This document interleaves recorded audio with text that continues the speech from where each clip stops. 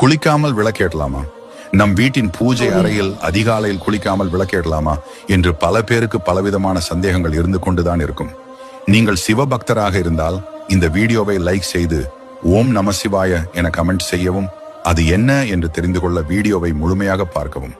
காலை எழுந்தவுடன் கை கால்கள் கழுவி நெற்றியில் திருநீர் பூசலாம். இது சாதாரண நிலை. ஆனால் காலையில் விளக்கேற்றி பூஜை செய்பவர்கள், வழிபாடு செய்பவர்கள் அவசியம் குளிக்க வேண்டும். உடல்நிலை காரணமாக குளிக்க முடியாதவர்கள் பல் துலக்கி கை கால்களை முகங்களை சுத்தமாக கழுவிவிட்டு வந்து தான் பூஜை அறையில் விளக்கேற்ற வேண்டும். காலை 5 மணி முதல் 7 மணி வரையிலான நேரத்தை விஷ்ணு முகூர்த்தம் என்பார்கள்.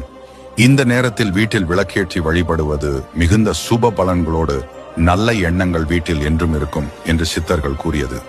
மேலும் இதுபோல் வீடியோக்களை பார்க்க நமது சேனலை மறக்காமல் சப்ஸ்கிரைப் செய்து கொள்ளுங்கள்.